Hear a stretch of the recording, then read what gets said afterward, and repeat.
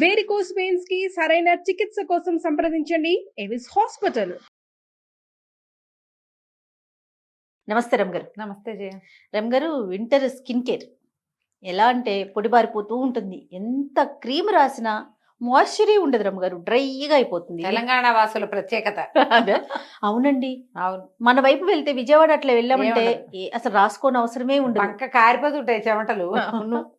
Moisture, గాలిలో తేమ ఉండటం వల్ల, హ్యూమిడిటీ ఉండటం వల్ల అక్కడ అసలు ఎందుకు కాలు పగుళ్ళు, వేలు పగుళ్ళు డ్రైగా ఉంటాయి. ఉసిరికాయ కోసామంటే ఇప్పుడప్పుడే వారం రోజులైంది ఉసిరికాయలు కోసి వేలి బాటల్ ఆ బరక అలాగే ఉండిపోతుంది. అవును. అక్కడ ఏంటంటే వెదరు హ్యూమిడ్గా ఉండటం వల్ల మెత్తగా ఉంటాయి, స్కిన్స్ బాగుంటాయి, నున్నగా ఉంటాయి, పగుళ్ళు వ్యవహారాలు మనం అక్కడి నుంచి ఇటు ఇప్పుడు తెలియట్లేదు, చాలా తగ్గిపోయింది. బందర్లో బస్ ఎక్కి హైదరాబాద్ వస్తే హైదరాబాద్లో దిగిన పావు గంట కల్లా పెదిమలు పగిలిపోయేవి. పెదిమలు మండిపోవటం, చేతులు మండిపోవటం, ముంజేస్తులంతా పగిలిపోయేవి, ఒళ్ళు మంటలు పుట్టేది స్నానం చేస్తే. కాలి వేళ్ళు కూడా డ్రైగా అయిపోతున్నాయండి. ఈ ఊళ్ళో అయిపోతాయి. వింటర్ స్కిన్ కేర్ ఎక్కువగా తెలంగాణ వాసులకు అవసరము. అవును అవును. మిగిలిన ఊళ్ళలో, ఆ ఊళ్ళల్లో ఎవరైనా డ్రైగా ఉండే స్కిన్ వాళ్ళు కూడా దీన్ని మనం అక్కడికి సంబంధించి ఏం చేయాలంటే సమ్మర్ స్కిన్ కేర్ మనకి తెలంగాణ, మన ఆంధ్రాకి సంబంధించి మనం ఇక్కడ హాయిగా ఉంటాం, మనకు అంత ఏం ఉండదు, కంఫర్ట్ గా ఉంటుంది. చెమటలు తక్కువ ఉంటాయి, అంత ఒళ్ళు పేలిపోటాలు, చెమటలు దిగ్గారిపోటాలు అవి ఇక్కడ ఉండవు. మన వాతావరణాన్ని బట్టి స్కిన్ కేర్ అంతే కదా, అంతే. వాతావరణం, మన ఒంటి తీరు కూడా ప్రాంతాన్ని బట్టి మారిపోతూ ఉంటుంది. జనరల్ గా ఎవరైనా అతివేడి నీళ్లు పోసుకోవద్దు. వింటర్లో వేడి నీళ్ళు పోసుకుంటారు అందరూ, వేడిగా కాదు, వెచ్చగా పోసుకోవాలి. వెచ్చటి నీళ్ళు పోసుకుంటే పగలదు, స్కిన్ డ్రై అయిపోదు. ఈ పైన వేడి నీళ్ళు పోస్తారు కల్లా అవి ఉన్న కాస్త మాయిశ్చర్ని లాగేస్తుంది అది. అవును. అందుకని విరవిరలాడుతూ అయిపోతుంది స్కిన్. ప్రధానమైంది చంటి బిడ్డలకు కూడా బాగా ఒంటికి నూనె రాస్తే తప్పిస్తే అతి వేడి నీళ్లు పోయొద్దు. వేడి నీళ్ళు తక్కువ, అంటే మాయిశ్చర్ ఉండేలాగా ఉంచుకోవాలి.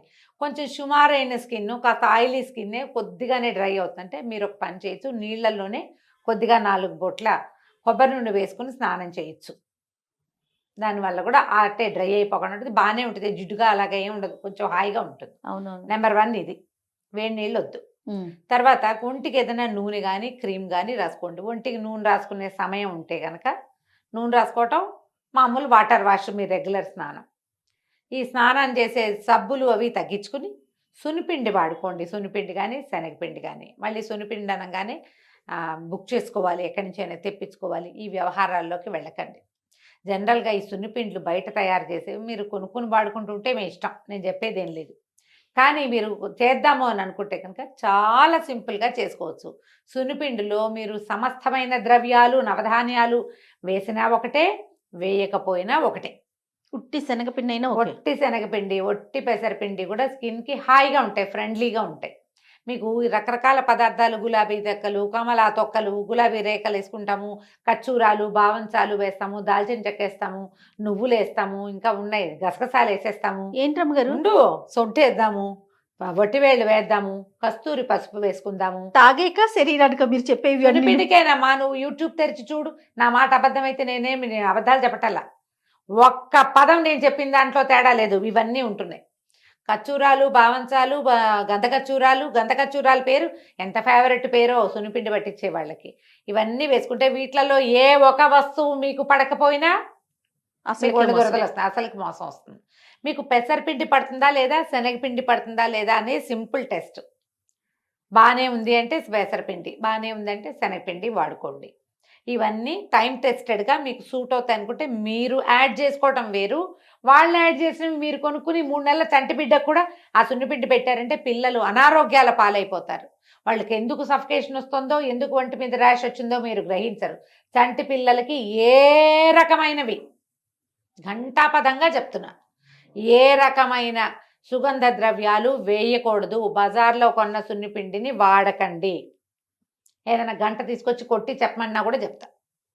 ఇది ఈ కిడ్స్కి, చంటి పిల్లలకి సున్నిపిండి అని అమ్మితే కొనుక్కోవద్దు. అంత ఒళ్ళొంగంతనం ఏంటమ్మా, ఒక 1/2 కేజీ పట్టించుకోకూడదు, మిక్సీలో వేయకూడదు. బ్రహ్మాండమైన మిక్సీలు వచ్చినాయి ఇప్పుడు మనకి. ఒక గ్లాసు పెసలు, ఒక 6 చెంచా బియ్యం వేసి గ్రైండ్ చేసేసి కొంచెం జల్లించండి, మెత్త పిండి. మీరు సొంత చేతులతో చేసుకున్నది కదా, అందులో ఏమీ లేదు కదా, ఎందుకు వాడకూడదు మన పిల్లలకి? ఎందుకు రమ్మగారు అంత ఫైర్ గా ఉన్నారు ఈరోజు? పావు గంట సేపు కష్టపడచ్చు కదా. కాదు జయ. అవును. అంటే మీకు ప్రశ్నలు ఎక్కువ కదా మీకు ప్రశ్నలేంటి? వచ్చేది. పసిబిడ్డలు నెల అవును. రోజుల పిల్లకి అదేదో సున్నిపిండి వాడతామంటే ఆ ఘాటైన గుమగుమ పసిబిడ్డ భరించగలదామా పాపం? అవునండి, అవును. పిల్ల సఫకేట్ అయిపోయి ఊపిరి తిప్పుకోలేని పరిస్థితిలో చూశాను నేను ఒక బేబీని జయ. ఒంటికే కదా ఎంత అనేసుకుంటామండి. కడుపులో మంటగా ఉందో ఆ ఆ. రోజు నుంచి ఆ మాట చెప్పేద్దామని ఉంది. ఇలా దయచేసి ఇలాంటి అమ్మకాలు చేయబోకండి. చంటి పిల్లలకి వాడచ్చు నిరభ్యంతరంగాని మీరు చెప్పొద్దు, చెప్పకూడదు. పాపం, అది తప్పు. వాళ్ళని వాళ్ళు పట్టించుకోనివ్వండి. పోనీ మీరైనా ఒట్టి పెసరపిండి పట్టించి ఇవ్వండి అమ్మా పసిబిడ్డలకి. ఈ అంతే కదా. ఘాట గులాబీ రెక్కలేసాం, రంగు వస్తా గడిది గుడ్డు వస్తుందా? బిడ్డ బతకాలి కదా ఆరోగ్యంగా. రంగు స్కిన్ రాకపోతే ఎలర్జీలు ఏమైంది? పిల్లలకి ఎంత ఇబ్బందో అది కదండి. కాదమ్మా, చంటిదానికి చంటితనమే అందవమ్మా, పసిదనమే. దాన్ని తెలుపెందుకు? పిల్ల నవనవలాడుతూ కొంచెం బొద్దుగా ఉండి కాస్త దాని పాలు దాగి కాళ్ళు చేతులు ఆడిస్తుంటే అది పాగున్నా ఓగున్నా పసిపిల్లలే అందం కదా. అంతే ఏమిటి వాటి తెలుపు వస్తుందా, రంగు వస్తుందా, బాంది వస్తుంది రాదు. ఏమైంది? ఎవరి పిల్ల వాళ్ళకి ముద్దు కాదు? అంతేగా. కాకి పిల్లది కూడా అందమేనమ్మా. బాతు పిల్ల అందంగానే ఉంటుంది, కాకి పిల్ల కుక్క పిల్ల అందంగానే ఉంటుంది. గాడిద పిల్ల కూడా కోమలం అని చెప్తారు. గాడిద బిడ్డ కూడా అందంగానే ఉంటుంది దాని తల్లి వరకు. ఏ గాడిదలు కుక్కలు ఇంకో జంతువు పిల్లని చూసి అవి బాగున్నాయని అనుకోవు. మన పిల్లే మన కాకి పిల్ల కాకి ముద్దురమ్మ గారు. అంతే. మీరు చెప్పట్లేదు ఈ సామెత.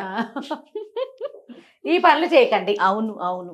మీ ఒంటికి కూడా మీకు సూట్ కానివి ఏమైనా హెర్బ్స్, అందులో అన్ని మంచివేనా? మా హెర్బ్స్ చెడ్డవని నేను అంటల్లా, మీరు సరిగా అర్థమైందో లేదో. అన్ని హెర్బ్స్ మంచిదే. ఈ పంచకోళ్ళ కషాయం లాగా అన్ని ఓదాంటోనే వేస్తే మీకు సెట్ అవుతుందో అవదో, సూట్ కాకపోవచ్చు. అవును. అప్పుడు ఏం చేస్తాం? పూర్తిగా సున్ను పిండిని అవాయిడ్ చేసేస్తాం. అప్పుడు చిచ్చి సున్నిపిండి మంచిది కాదు. అది కాదు పొరపాటు, మీరు చేసిందే తప్పు. అందుకని ఈ కొనుక్కునే వ్యవహారాల్లోకి వెళ్ళకండి. మీరు ఒకసారి ట్రై చేసి చిన్న ప్యాకెట్ తెచ్చుకుని చూసి మీకు బాగుందంటే మీరు ట్రై చేసుకోండి. పిల్లల మీద ప్రయోగించద్దు. అసలు ఏడాది లోపల చంటి బిడ్డకి బయట నుంచి తెచ్చిన ఏ పదార్థము వాళ్ళ ఒంటికి పెట్టద్దు, డాక్టర్ ప్రిస్క్రైబ్ చేస్తే తప్ప. అసలు కొంతమంది డాక్టర్లు సున్నిపిండే శనగపిండే వద్దంటారు, కంట్లోకి ముక్కులోకి చెవుల్లోకి పోగొడతారని. పెద్దవాళ్ళు లేకుండా ఆ పనులు కూడా మీరు చేయబోకండి. చక్కగా ఆయిల్ మసాజ్ చేసుకోండి. రాత్రిపూట పడుకునేటప్పుడు మొహానికి, మెడకి, చేతులకి పల్చటి కొబ్బరి నూనె కానీ, మనం 3-4 రకాల నూనెలు చేసి చూపించాం. క్యారెట్ ఆయిల్ చేసాము. ఇవేవి చిన్నపిల్లలకు కాదమ్మా, నేను ముందే చెప్పా ఆ మాట. అవి చేసేటప్పుడు కూడా చెప్పాం, 5 ఏళ్ల లోపల పిల్లలకి పెట్టకండి. పిల్లలు కొంచెం పెరిగాక పర్వాలేదు. అసలు ఏం వద్దనుకుంటే ఫ్రెష్ మంచి నువ్వుల నూనె వాడుకోండి, ప్రశస్తం. తర్వాత కొబ్బరి నూనె వాడుకోవచ్చు, స్నిగ్ధంగా ఉంటుంది, అది వాడుకోవచ్చు. ఆలివ్ ఆయిల్ ఒకటి స్కిన్కి మంచిది.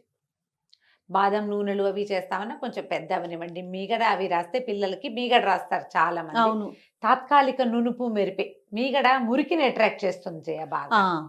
కొంతమంది పిల్లలు నల్లబడిపోతారు. ఎందుకంటే మీగడ వల్ల కాదు, మీగడ అట్రాక్ట్ చేసే దుమ్ము వల్ల, మురికి వల్ల. కాబట్టి మీగడలు అవి స్నానానికి ముందు రాసేయండి, రాసి వదిలిచ్చేసేయండి బాగా. మీగడ రాసి ఒంటి మీద వదిలిపెడితే వ్యాస్లైన్ రాసినట్టే. వ్యాస్లైన్ రాసుకున్నా నల్లబడిపోతాం. అవును, పోర్స్ అంతా మురికితో నిండిపోయింది. ఏదేమైనా ఈ సీజన్ లో కొంచెం నల్లగా అవుతాం రమ్మగారు. ఏమి రాసుకున్నా, ఏ పదార్థం పెట్టినా కూడా ఎందుకు మరి బేసిక్ గా. ఒకవేళ పెద్దవాళ్ళకి మీకు ఆసక్తి ఉంటే కమలా చెక్కులు, ఇప్పుడు కమలా చెక్కలు వస్తాయి కదా, వాటిని ఎండబెట్టండి. ఆ తొక్కుల పొడి కలుపుకోండి. కొద్దిగా ట్రై చేసి చూసి మీకు సూట్ అయితే కంటిన్యూ చేయండి, సూట్ కాకపోతే వెళ్ళొద్దు. గులాబీ రేకులు వేసుకోవచ్చు, అవి కూడా సుగంధానికే. చిన్న నునుపు యాడ్ అవుతుంది. ఏం వాడతాం రమ్మగారు? ఇప్పుడు గులాబీ పూలు అనుకుంటున్నాం, అంత ప్లాస్టిక్ పువ్వులే అవి. అది అంత కెమికల్స్, ఎంత మందులు పోసి తీసుకొచ్చి మన ఇంట్లో మన కుండీల్లో పెరిగిన మొక్క అయితే కొంచెం నమ్ముకోవడానికి వీలుగా ఉంటుంది. రోడ్డు నుంచి తెచ్చినవి అన్ని అవే. గులాబీ పూలు చూడండి, 4 రోజులైనా అలా ఫ్రెష్ గా ఉంటుంది, చెక్క పూల్లా ఉంటాయి అవి. కాబట్టి వేటికి వెళ్ళద్దు. హాయిగా ఫ్రెష్ శనగపిండి పెసలు పట్టించుకోండి, శనగపప్పు పట్టించుకోండి హాయిగా, ఇంకా పట్టించి ఫ్రిడ్జ్ లో పెట్టుకోండి. ఫ్రిడ్జ్ లో డబ్బాలు పోసి పెట్టుకోండి, ఫ్రిడ్జ్ లో కూడా పెట్టాల్సి వస్తుంది, పురుగు పడుతుంది కాబట్టి. ఇది మెయిన్.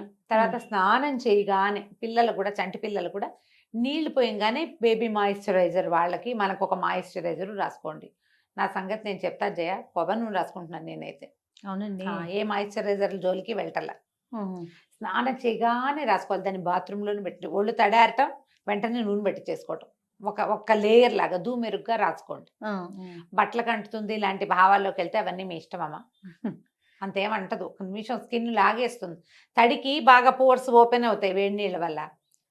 వేడి నీళ్ళు కాదు, ఇప్పుడు ఇంకా కార్తీక మాసం కాబట్టి చన్నీళ్ళే పోసుకుంటున్నాం అనుకో, చల్లటి నీళ్ళకైనా చర్మం కొంచెం ఫ్రీగా ఉంటుంది, ఈజీగా అబ్జార్బ్ చేస్తుంది.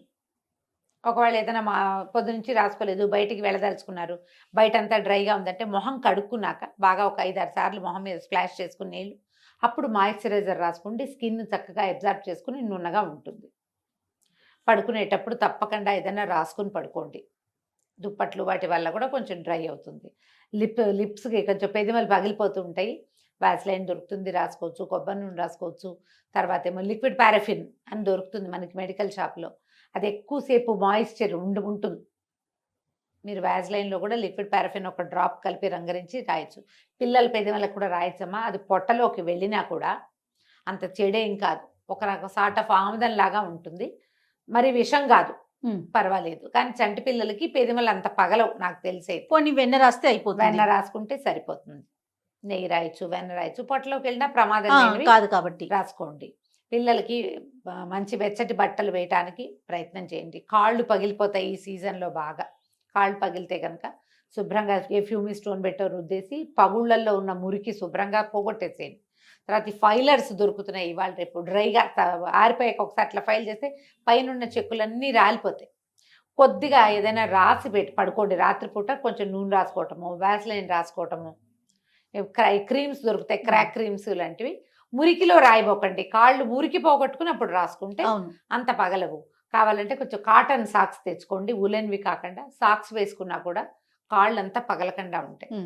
తడి పొడి తిరిగేట మధ్యాహ్నం అయిపోయింది, పొద్దున వంట పనులు, బాత్రూముల పనులు, వ్యవహారాలు అన్నీ అయిపోయాక ఏదైనా కొంచెం క్రాక్ క్రీమ్ రాసుకుని కొంచెం సాక్స్ వేసుకుని మధ్యాహ్నం పూట కనుక రిలాక్స్ అయ్యారంటే కాళ్ళు కొంచెం నున్నగా మెత్తగా అవుతాయి. తలకు కూడా నూనె అవసరపడుతుంది బాగా. తరచుగా ఆయిల్ మసాజ్ చేసుకోండి, కొబ్బరి నూనె, నువ్వుల నూనె. మీరు బాదం నూనె రాసుకున్నా, లేకపోతే ఏదైనా మంచి మంచి ఆయిల్స్ దొరుకుతున్నాయి ఇప్పుడు, చేసుకుంటున్నారు కూడా కదా. మరి నేనైతే అవి ఇవి వేస్తాను కదా, ఉసిరికాయ అవి వేస్తాను, మెంతులు, ఉసిరికాయలు, తర్వాత మందార పువ్వులు, గుంటకరాకు దొరికితే భృంగరాజు అది కూడా వేసి కాచి పెడతాను నేను నూనె. ఈ మధ్య రోజ్మేరీ బాగా దొరుకుతుంది, ఇది దొరికేది కాదు. కొంచెం రోజ్మేరీ కూడా వేసి జుట్టు ఉట్టం కూడా ఆగుతుంది. శీతాకాలం జుట్టు రాలటం ఎక్కువగా కనిపిస్తుంది. ఆయిల్ మసాజ్ చేయండి. పిల్లలు కూడా చక్కగా వారానికి 2 సార్లు 3 సార్లు నూనె మసాజ్ చేయండి. ఆయిల్లో ముంచి తీస్తూ ఉంటే శరీరం కొంచెం బాగుంటుంది. ఎస్ రైట్ రమ్మ గారు, నమస్తే. నమస్తే జయ.